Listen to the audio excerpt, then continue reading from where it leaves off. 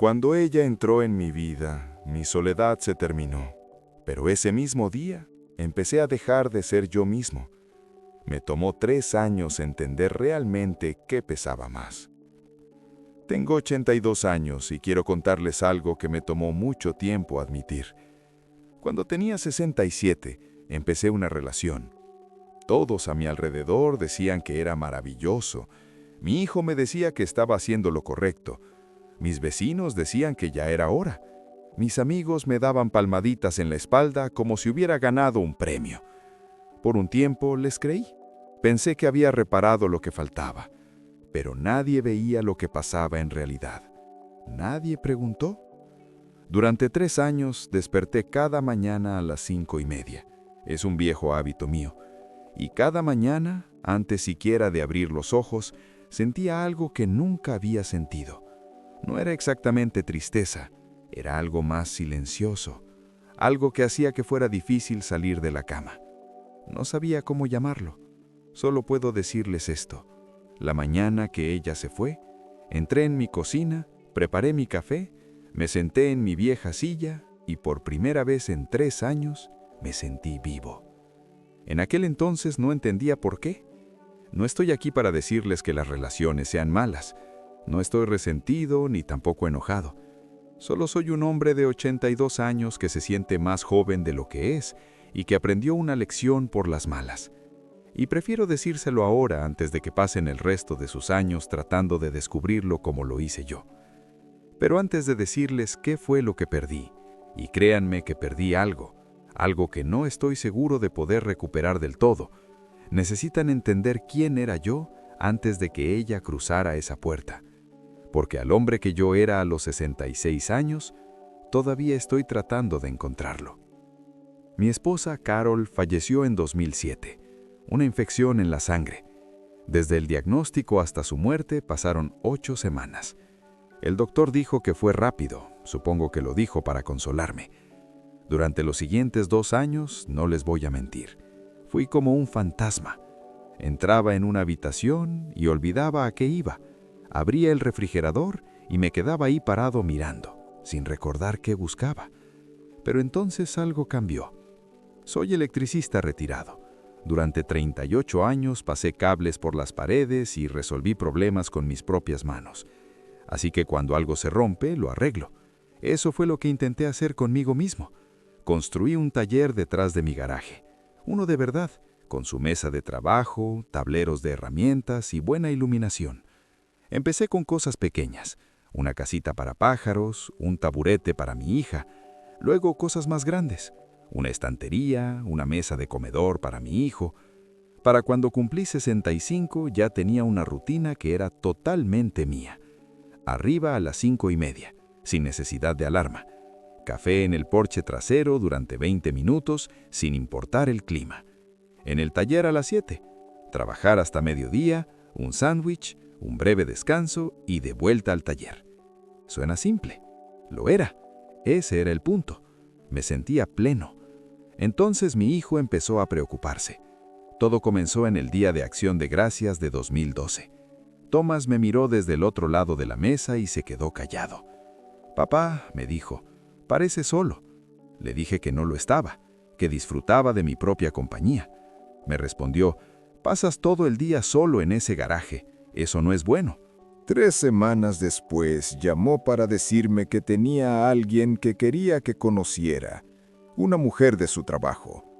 Se llamaba Diane, de 63 años, enfermera jubilada, viuda desde hacía 4 años. «Solo toma un café con ella, papá, solo un café. Confía en mí».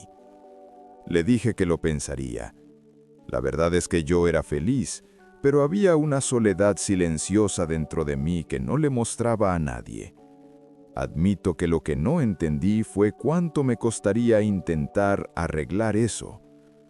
Luego se involucró mi vecino, Phil. Una mañana, junto al buzón, me acorraló. «La vida es demasiado corta para estar solo, Walter», me dijo. «Deberías conocerla». Hablaban como si yo estuviera sufriendo, como si esas mañanas en mi taller fueran algo de lo que debía escapar. Esta es la parte a la que quiero que presten atención. Aquí fue donde cometí mi error. Empecé a escucharlos. Cuando todo el mundo está de acuerdo en algo, empiezas a preguntarte si quizás tú eres el que no ve la verdad. Empiezas a dudar de tu propia felicidad. Se te va metiendo poco a poco. En enero, un martes, me reuní con Dayan para tomar un café. Era cálida, fácil de tratar, me preguntó por mi carpintería, se reía de mis historias, hablaba de sus nietos sin resultar aburrida. En el camino a casa me sentí bien. Tal vez esto sea bueno, pensé.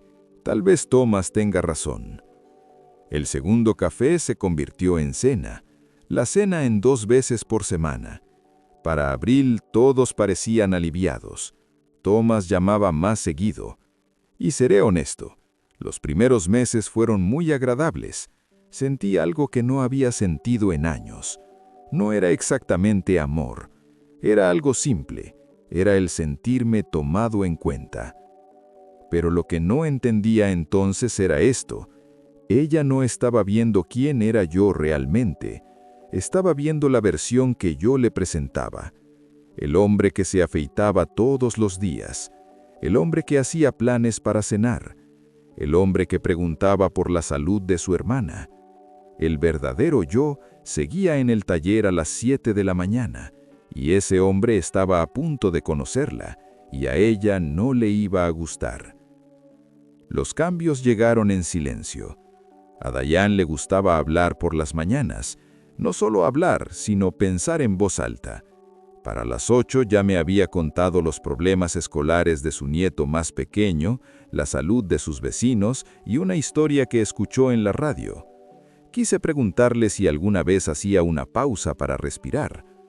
No soy un hombre que hable antes de las 9 de la mañana. Eso no es un defecto, es simplemente quien soy. Carol lo entendió en 6 meses. Dayan nunca llegó a entenderlo. Para ella el silencio significaba que algo andaba mal. No le gustaba mi taller, aunque nunca lo dijo, era demasiado amable para eso. En cambio, alrededor de las 10 aparecía en la puerta. «Solo vengo a ver cómo estás». Y luego se quedaba. Hacía preguntas cuidadosas. ¿Para qué es eso? ¿Es seguro? ¿Cuánto tiempo te llevará? No eran preguntas crueles, pero rompían mi concentración. Me sacaban de mi ritmo. Así que empecé a ir al taller más temprano. Entonces, ella empezó a levantarse más temprano también. Déjenme decirles algo que nunca he dicho en voz alta. No estaba enojado con ella. Eso es lo que lo hacía tan difícil. Ella no era una mala persona, no estaba haciendo nada malo. Simplemente estaba ahí, y yo había construido una vida que necesitaba la soledad de la misma forma que un cuerpo necesita el aire. El punto de quiebre llegó un miércoles por la mañana en marzo, 3 años después. Desperté a las 5:30. Ella seguía dormida. Preparé mi café y me quedé frente a la ventana mirando hacia el taller, y me di cuenta de que no quería entrar, no porque estuviera cansado, sino porque sabía que ella se despertaría en 1 hora. Cualquier cosa que empezara sería interrumpida. Entonces, ¿para qué empezar? Me quedé allí parado mientras el café se enfriaba, y me pregunté, ¿en qué momento dejé de querer entrar a mi propio taller? Busqué en mi memoria. Había pasado más de 1 año. Había dejado de iniciar proyectos grandes. Había dejado de despertar en una paz tranquila sin siquiera haberlo decidido. Había encogido mi vida para que cupiera la presencia de alguien más. Fue entonces cuando comprendí lo que había perdido. No eran las mañanas, no era el taller, no era el silencio.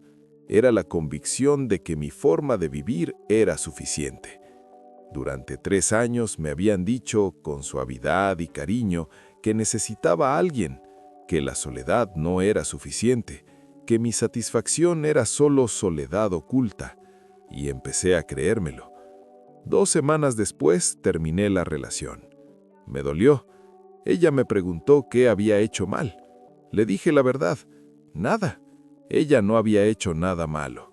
El error fue mío. Thomas se sintió decepcionado. Phil me juzgó, pero esa primera mañana después de que ella se fue, desperté a las 5:30. No había ningún lugar donde estar. Nadie venía por el pasillo. Caminé directo a mi taller, puse mis manos sobre la mesa de trabajo y me quedé allí parado hasta el mediodía. No porque tuviera algo que construir, sino porque necesitaba saber que todavía podía hacerlo. Déjenme decirles esto, sin importar su edad, si la gente a su alrededor les dice que deben estar con alguien, que estar solo significa que algo está mal, que su vida tranquila necesita ser reparada, duden de ello, no porque el amor sea malo, sino porque no deben elegir una compañía simplemente para evitar la soledad. El miedo a morir solo es real, yo lo he sentido, pero a mis 82 años sé algo que no sabía entonces. Morir solo no es lo peor. Vivir tus últimos años como alguien a quien ya no reconoces, eso es peor.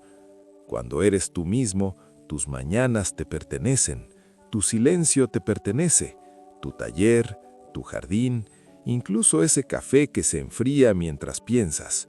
Es suficiente. No dejen que nadie los convenza de lo contrario.